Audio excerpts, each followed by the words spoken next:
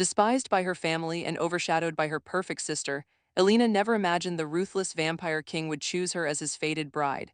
Taken to his cursed palace, she wakes to an impossible truth. She's pregnant with the heir every supernatural kingdom has been waiting for, only 3 days after their bond.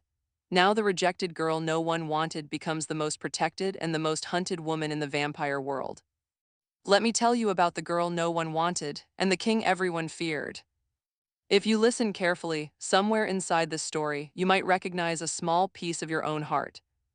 Rain scratched against the high windows of the Ravenscar estate, turning the glass into shifting silver. Inside, the ballroom glowed with chandeliers, polished floors, and daughters in shimmering gowns. Musicians waited with frozen smiles. Servants rushed like quiet shadows. Everyone had dressed the house in beauty, but there was one girl they had left out of the picture on purpose. Alina stood half hidden behind a tall curtain near the back door, her dress the color of dust, her hands red from scrubbing pots. The other girls, her sisters, sparkled in silk and jewels. Leela, the youngest and most beloved, shone brightest of all. Their mother kept circling her like a proud hawk, fixing curls, adjusting the pale blue gown that cost more than all of Alina's clothes put together. Don't come near the guests, her stepmother had warned Alina an hour earlier. You ruin the view, stay in the kitchens, and keep your head down if the king looks this way. That king was the reason for the lights, the music, and the fake smiles. The vampire king of the northern realms, Adrian Dracovar, was coming to choose a bride from among the noble families. One girl would return with him to his shadowed palace, and in exchange, the human lands would keep their fragile peace for another century. It was a bargain signed in fear and candle smoke. Stories about Adrian were whispered in every village. Children were told he drank the moon from the sky and turned hearts to stone with a glance. Parents spoke of him like a storm with a crown. Alina had grown up on those stories, but the more she heard about monsters, the easier it became to see how quietly human people could be cruel without fangs or claws. She watched her father now, his face red with excitement as he paced near the door. He had never been proud of her kindness or her long nights reading by candlelight or the way she comforted the servants when he shouted.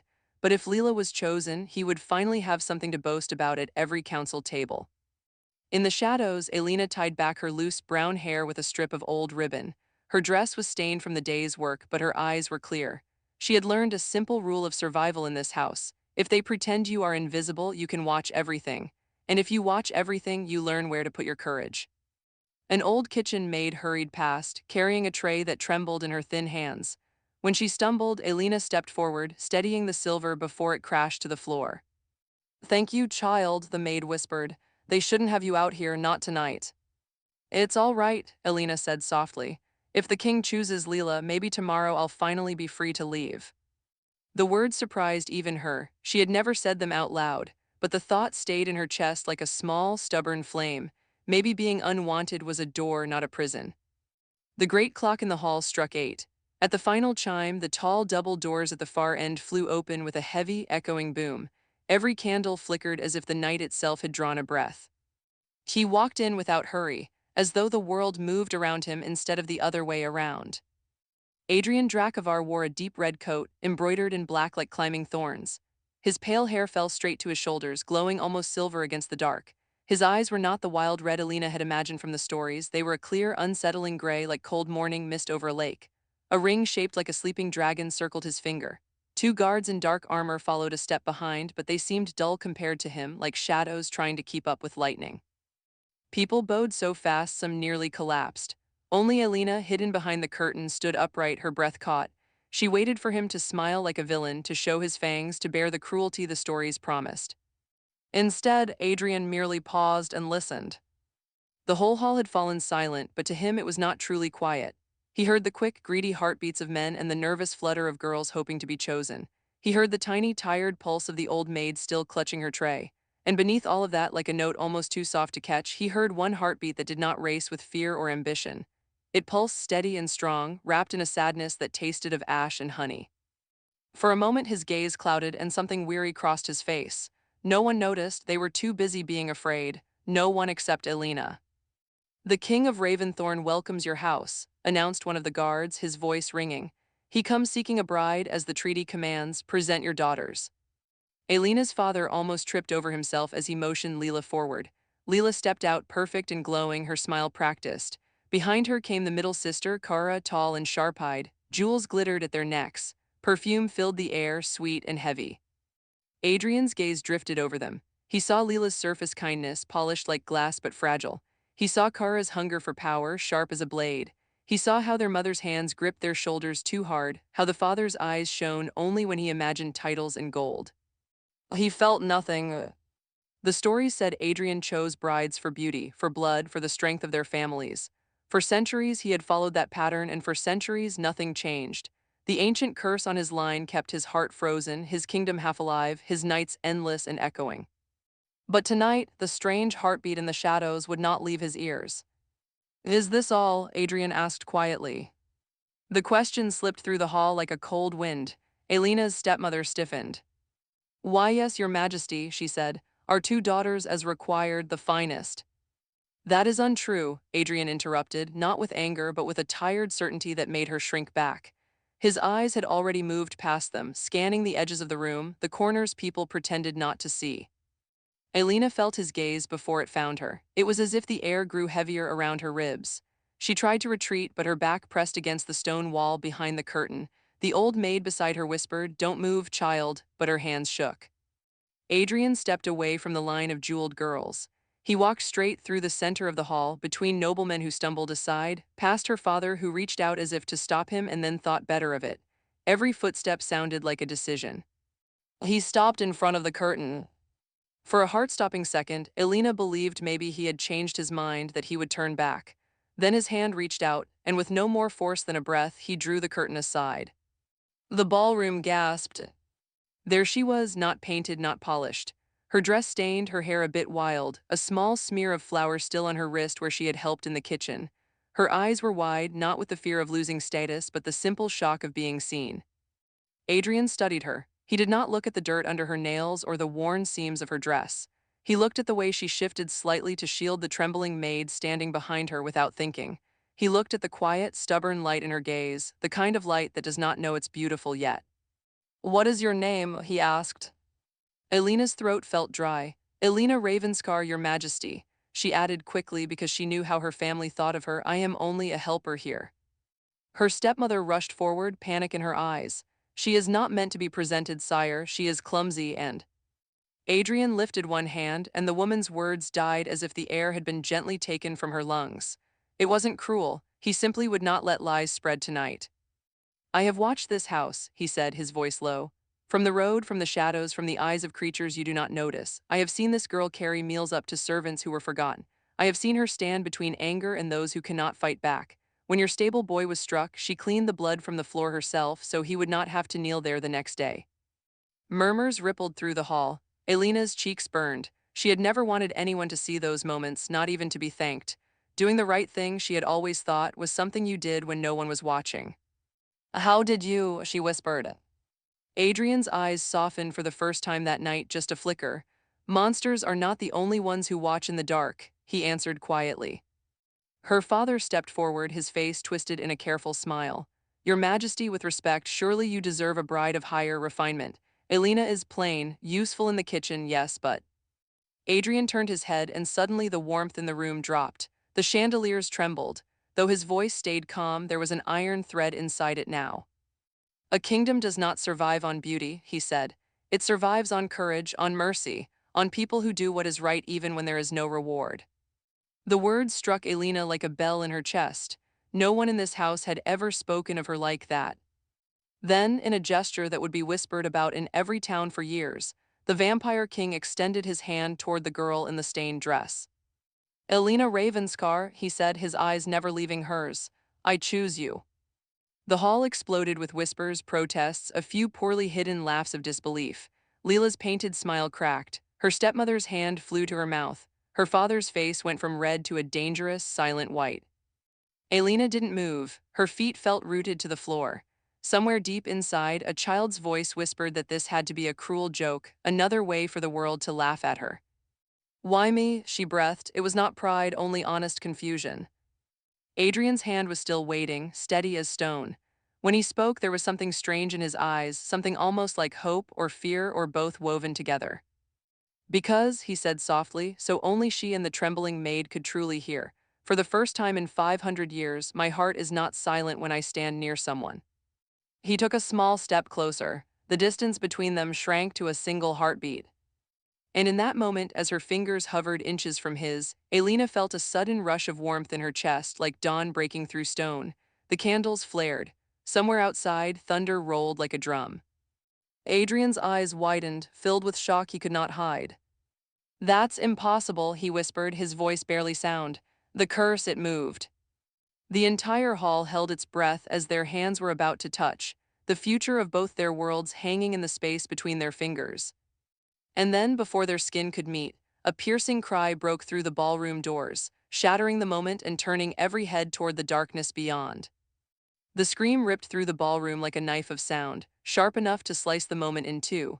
Elena's fingers froze inches from Adrian's outstretched hand as everyone turned toward the great doors, eyes wide, breaths caught halfway between hope and panic. One of the doors slammed open. The stable boy, Tomas, stumbled inside, soaked from the rain and white as candle wax. His chest heaved, boots dragging streaks of mud across the polished floor. Behind him, the air in the corridor seemed darker than it should be, as if the night outside had followed him in. "They're here," he choked. "My lord, your majesty, they followed your carriage from the forest. The shadows, they're moving on their own." The musicians backed away from the wall. Leela grabbed her mother's arm. Someone's glass slipped from their hand and shattered, the sound too small for the size of the fear that rushed into the room. Even without looking, Alina felt the panic rising like smoke. People had feared Adrian's arrival, but this felt different. This felt older, deeper, wrong. Adrian did not hesitate. The softness that had crept into his eyes a moment before vanished, replaced by a focus so sharp it seemed to cut the air around him. He moved with sudden, fluid speed, placing himself between the open door and the crowded hall, one hand lifting calmly. "Close the doors," he told his guards. "Seal the windows, no one leaves this room." The guards obeyed at once. Heavy wood boomed shut. Curtains were dragged across the tall windows.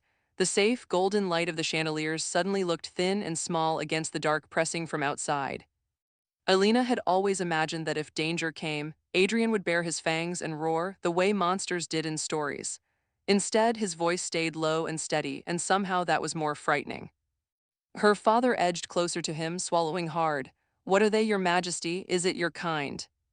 "No," Adrian said, and for the first time a shadow of sorrow crossed his face. "It is what becomes of my kind when we lose ourselves." His gaze flicked to Alina for half a second as if making some private decision. Then he raised his voice enough for the whole hall. "Listen to me. There are creatures outside who feed on fear. If you panic, you make them stronger. If you hold your ground, they are nothing but smoke." The hall did not calm exactly, but the noise shifted. People clung to one another, whispering prayers, forcing themselves to breathe. Alina pressed her palms against her skirt to stop them shaking. She had been afraid many times in this house, but never for a crowd of people before. She realized with a strange ache that she did not want any of them, even the ones who had been cruel, to be swallowed by things that belonged in nightmares. Adrian turned back toward the door. The narrow line of darkness beneath it seemed to pulse, as if something on the other side was breathing. Alina stepped forward without meaning to. "Can I help?" she asked. Her stepmother hissed her name, but Adrian only looked at her, really looked, as if weighing the question like a sword in his hand. "You already are," he said quietly. "You are the only heartbeat in this room that isn't screaming."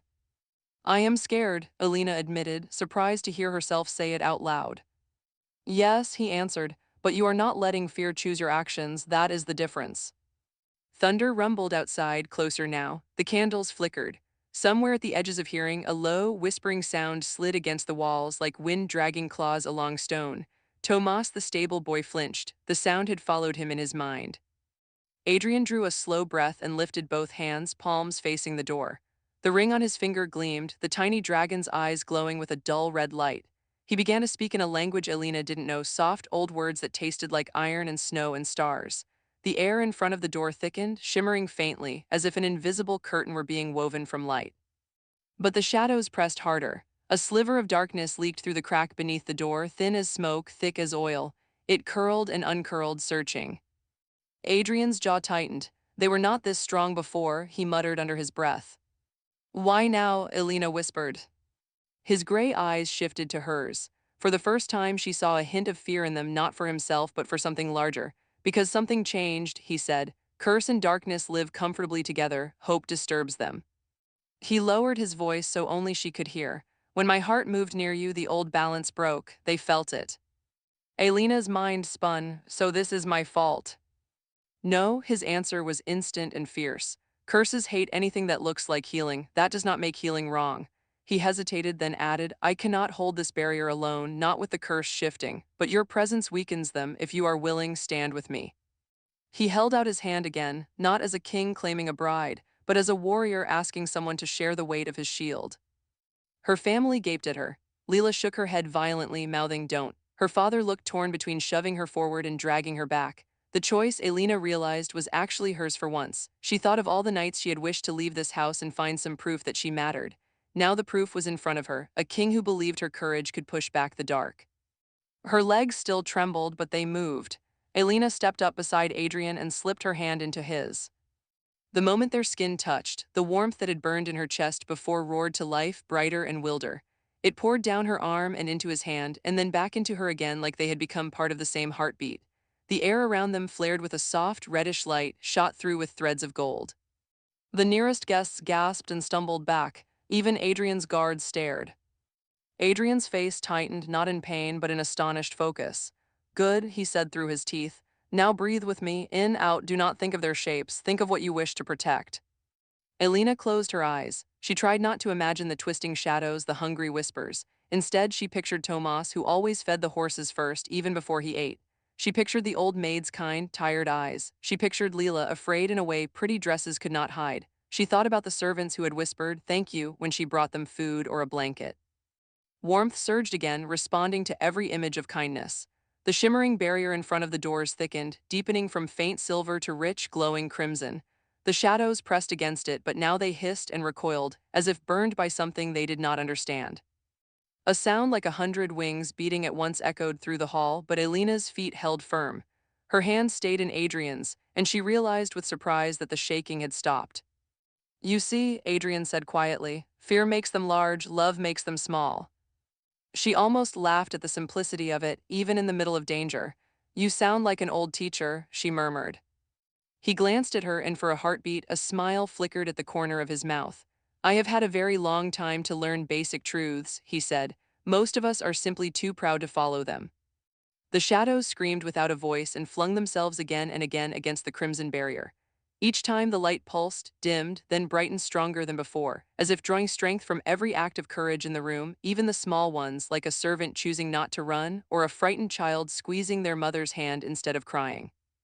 Just when it seemed the tide had turned, a new sound slipped through the cracks, a whisper, clear and cold, sliding directly into Alina's mind. Alina! Her eyes flew open. The hall was still there, the glowing barrier, Adrian beside her. But at the edges of her vision, the shadows had taken on a strange shape, almost human. A tall, thin silhouette pressed close to the door, its outline blurred like smoke, its face hidden. Where its eyes should have been, there were two small holes of deeper darkness. Alina! The voice was not angry, it was sad, almost gentle. Who are you? She whispered before she could stop herself. Adrian's grip on her hand tightened sharply. Don't answer them, he warned under his breath. They pull at the mind, they show you what you most fear and most desire.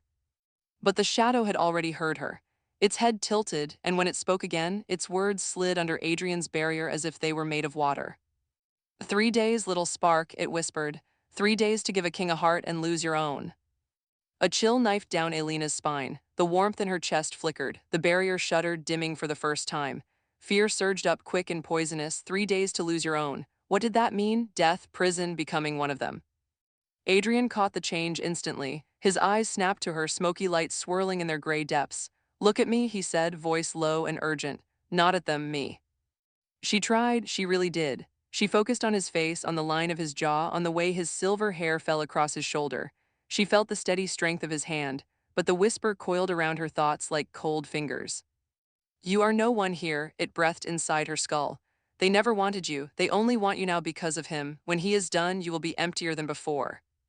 The words landed on old scars. Doubts she thought she had buried deep under work, and quiet kindness rose up, tugging at her from the inside. For a heartbeat, she wondered if the shadow was right, if all of this was just another version of being used. The barrier flickered again. Behind them, someone screamed. The darkness pressed harder, sensing weakness. A thin tendril of shadow slipped through, snake-like, and darted toward her chest. Adrian moved with inhuman speed, but the creature was faster. The tip of the shadow brushed the center of Alina's sternum, not like a stab, but like the coldest breath she had ever felt. Her body jolted. The warmth in her chest exploded into blinding white light. The entire hall vanished in a rush of soundless brilliance. For one strange instant, Alina felt something vast and ancient, a swirling pattern of blood-red threads wrapping around a dark palace around Adrian himself. One of those threads snapped and whipped toward her, diving straight into that new, wild light inside her. Her knees buckled. Adrian caught her before she hit the floor. The barrier wavered dangerously but did not fall. His guards rushed forward, adding their strength, their armor gleaming faintly as they took his place at the front. Alina, he called, his voice closer now, his face above hers, pale with a fear that had nothing to do with monsters at the door. She blinked up at him, dizzy, the room spinning. All sound seemed muffled as if she were underwater, but through the noise, Adrian's expression shifted from fear to utter disbelief.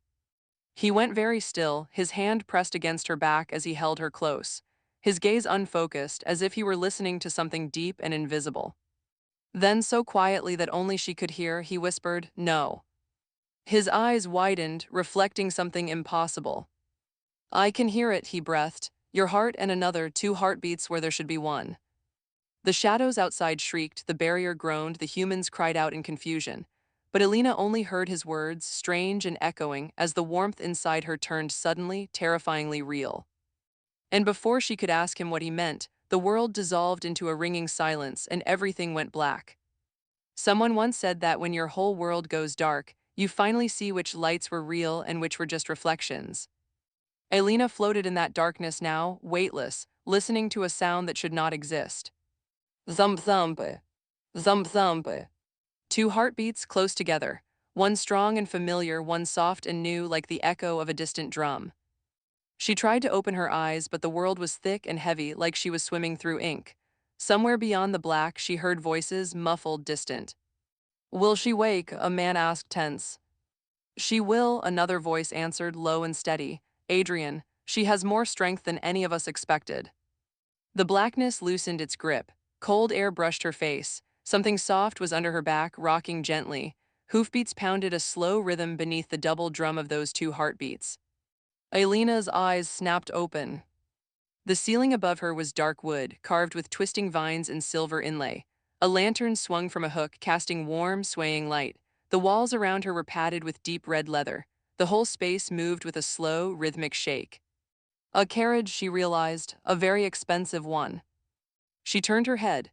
Adrian sat on a narrow seat across from her, one hand braced on the wall, the other resting on his knee. His coat was unbuttoned, his hair a little undone, as if he had moved quickly and not bothered to fix it. In the flickering lantern light, the faint shadows under his eyes made him look less like a legend and more like a man who had not rested in a long time. The moment he saw her eyes open, his shoulders eased. "You're awake." His voice sounded different in the small space, softer, not made for echoing across halls but for speaking to one person. Alina pushed herself up on her elbows. Her muscles trembled as if she'd been running for hours. What happened? Where is everyone? The shadows. "They're gone," Adrian said gently. "For now, when the light burst from you, they scattered. My guards strengthened the wards around your family's estate. They will be safe tonight." She let out a shaky breath. "And me, how did I get here?" "I carried you," he replied simply. "You were unconscious. The humans were frightened, talking nonsense about omens and curses. I did not want them to make decisions out of fear." His gaze flicked away, then back. "Your father signed the treaty documents for your journey to my realm without argument." Alina's mouth twisted. "I'm not surprised. A curse, a king, a dangerous future. As long as it's not in his house, he'll happily sign." Something flickered in Adrian's eyes at the bitterness in her voice. "I am sorry he did not fight for you." She shrugged, though the movement sent a dull ache through her chest. "I stopped expecting that a long time ago."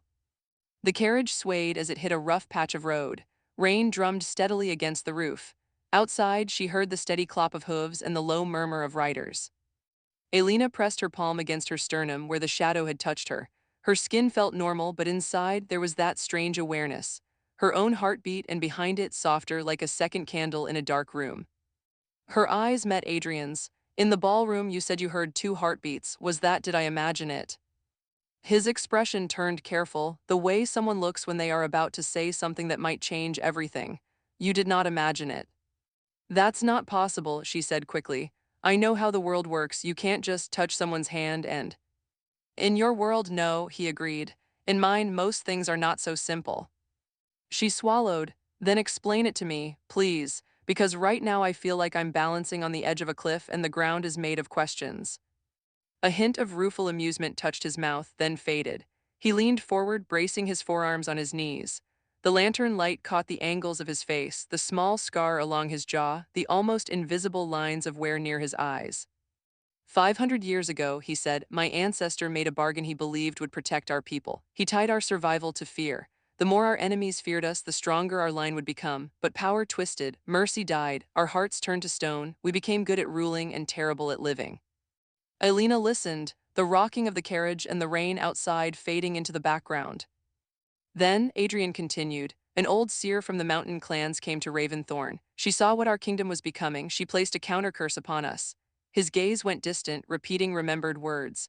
No heir born of hunger for power will ever live to wear this crown. Only when a heart that believes itself unwanted carries more than its own life will the night throne bleed light again. He looked back at her. We laughed at her back then. My family thought it meant a noble girl with a tragic childhood, some romantic story they could control. We kept choosing brides for status, beauty, alliances. None of them changed anything. My heart stayed dead, the shadows grew stronger. And now, Alina asked, her voice barely above a whisper. Now, he said slowly, I chose the one girl in a room full of polished masks whose kindness was not for show. The moment I touched your hand, my heart moved. And when the shadow struck you, something ancient in the curse snapped and shifted. He watched her carefully, giving her time to absorb it. A second heartbeat began, faint but real. Her hand drifted to her midsection almost without thinking. She felt nothing under her palm except the linen of the borrowed shirt someone had changed her into, but the awareness inside her pulsed again, soft and steady. You're saying there's a life inside me. The words felt unreal, like lines from someone else's story. Already that fast.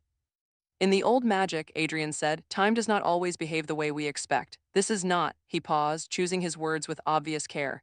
This is not like human conception, no union of bodies. It is a union of curses and blessings, of bloodlines and choices. My curse reached for you. Your light answered. Something new formed in the space between. Alina flushed, part of her relieved at his care, part of her dizzy with the strangeness of it. So this child, she said slowly, testing the word, is tied to your curse. Yes, and to you, especially to you. His gaze softened. Do you remember what I said in the hall, that a kingdom survives on courage and mercy? He nodded toward her hand. That is what this life was born from, not fear, not greed, from the moment you chose to stand beside me instead of hiding.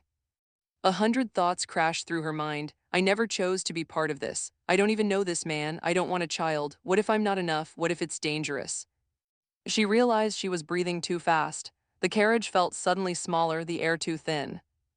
Adrian noticed. He lifted a hand in a calming gesture but did not touch her.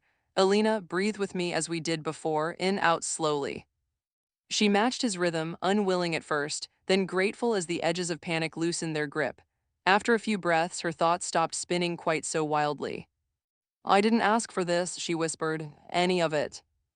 I know, he said softly, and I will not pretend this is fair, but I will tell you this, your choices still matter. This is not a cage I intend to lock you in.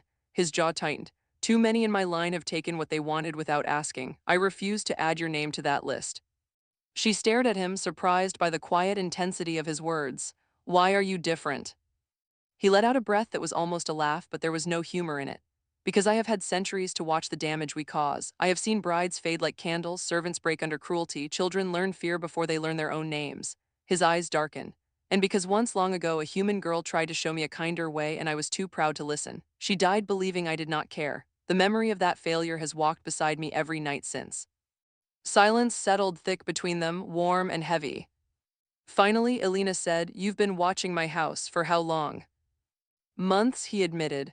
When the council suggested your family as candidates, I came ahead in secret. I wanted to see the truth of the people behind the titles. Titles lie, everyday actions do not. Spying then, she said, one eyebrow lifting despite the storm inside her. You just admitted to being a professional spy. Something almost like embarrassment touched his features, and she felt a strange, small satisfaction. A legend, yes, but still capable of awkwardness. If it is any comfort, he said, you were not the only one I watched, but you were the only one who made me reconsider everything. How? I saw you give your only cloak to a scullery boy on a freezing morning, he said quietly. I saw you stand between a drunk noble and a maid he was shouting at. I saw you buy medicine for Tomas with the last coins you had hidden, then take the blame when your stepmother realized money was missing from her purse. None of those actions earned you praise, most earned you punishment. And still you chose kindness. Her throat tightened. She looked down, blinking fast. No one in that house had ever named those things out loud. Hearing them now felt like someone had gently opened a door she thought would stay locked forever. Kindness doesn't fix everything, she said, her voice rough. No, Adrian agreed, but nothing good is ever fixed without it. The carriage slowed. A shout sounded outside, followed by the clank of harnesses and the murmur of many voices. Adrian glanced toward the small window, his expression sharpening. We're changing horses at the border post, he said. My people will want to see you with their own eyes. Word travels quickly in my realm, there are already rumors. About what? Alina asked, though part of her didn't want to know. He hesitated. About the human girl who might carry the end of our curse. Some are hopeful, some are afraid, some would rather the curse never break. A knock sounded on the carriage door. My king, a deep voice called, we must speak, it's urgent. Adrian opened the door a crack. Cold night air rushed in, laced with the scent of pine and wet earth. A tall vampire in dark armor stood outside, rain glistening on his shoulders. His eyes flicked to Alina, curious but respectful before he bowed slightly. Report, Commander, Adrian said. The priestess at the border sent a raven, the commander said. She felt a flare in the old magic like a star tearing through fog. Word is already spreading through the clans. And he glanced at Alina again, then lowered his voice. Our scouts intercepted a message from the Shadow Court. They are offering a reward for whoever delivers the light bearer to them before the third night. Alina's skin went cold. She understood enough to know who the light bearer was. Adrian's jaw clenched. 3 nights, he repeated. Yes, my king, they believe that if they destroy the vessel before the third sunset, the curse will reseal around your line. After that, it may be beyond their reach. The carriage seemed to tilt beneath Alina. 3 nights, 3 days, that was all the time between her and something none of them fully understood. Double the guard, Adrian said, his voice like stone. No one approaches this carriage without my order. Send word to the priestess, we will reach Raventhorn before the second nightfall. She is to prepare the inner sanctum. The commander bowed again and moved away, barking orders. Hooves clattered, voices rose, the night filling with purposeful motion. Adrian closed the door. For a moment he just stood there, hand resting on the wood, his shoulders outlined by the lantern light. The weight of centuries and sudden urgency pressed down on him at once. Alina watched him, something shifting quietly in her chest. Fear was still there, sharp and real. But beside it grew a different feeling, smaller and stronger, a stubborn refusal to let others decide her fate. She thought of the life inside her, the fragile second heartbeat threatening to drown in ancient curses and other people's wars. I'm not just a vessel, she said suddenly. He turned, meeting her gaze at once. No, you are not. If they come for me, she went on, they're not just coming for some prophecy, they're coming for my child. The word no longer felt strange, it felt protective, hot, fierce. And for your people, for every servant who hopes for a gentler king, for every child in your kingdom who has learned fear first, I won't let them decide everything. A slow, almost disbelieving respect warmed his eyes. You are allowed to be afraid, he said. I am afraid, she answered, terrified, but fear is not going to tuck this life in at night. Fear is not going to stand at your side when the shadows come, so if I'm going to be part of this, she drew a breath. Teach me how to fight the dark, not just by holding your hand, but truly fight it.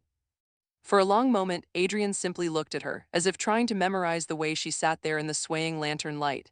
Hair loose, clothes plain, eyes burning with a courage she didn't even know how to name. At last he inclined his head, a gesture that carried the weight of a vow. Very well, Alina Ravencar, he said. From this night on, you are not my prisoner, you are my ally. I will teach you everything I know about the dark, how it moves, how it lies, and how it can be turned against itself. He reached to the side and pulled a small, carved box from beneath the seat. Opening it, he took out a slender dagger with a silver hilt and a blade that shimmered faintly blue. This is moonsteel, he said, offering it to her hilt first. Forged in the light that creatures of shadow cannot bear, it is not for killing the innocent, it is for cutting through fear when it wraps itself around your throat. Alina stared at the dagger. Her reflection wavered in the blade, small, unsure, but present. She reached out and closed her fingers around the hilt. It felt lighter than she expected, cool and steady in her hand. As her skin touched the metal, the faint second heartbeat inside her gave a gentle thump, as if in answer. Outside, the carriage lurched back into motion, rolling toward a distant fortress shrouded in mist and legend. Riders formed a protective ring around it, their armor gleaming in the rain. Somewhere in the trees beyond the road, unseen eyes watched, waiting. Alina turned to the tiny window. In the distance, through the curtain of rain, she saw it, the faint outline of black towers against a stormlit sky. Raventhorn, the place where curses were born and maybe where they could finally die. Her hand tightened around the moonsteel dagger. Her other hand rested, almost unconsciously, against her abdomen, feeling the quiet echo of that second heartbeat. "We're really doing this," she murmured. "Yes," Adrian said, his voice soft but firm. "We are." She did not know what waited in those towers, friends, enemies, or both. But as the carriage sped into the night, one truth settled solidly inside her, deeper than fear. For the first time in her life, the girl no one wanted was not running from the dark. She was riding straight toward it. And far ahead, in the unseen heart of Raventhorn, something ancient and watching stirred. As if the castle itself had just realized that the key to its curse was coming home.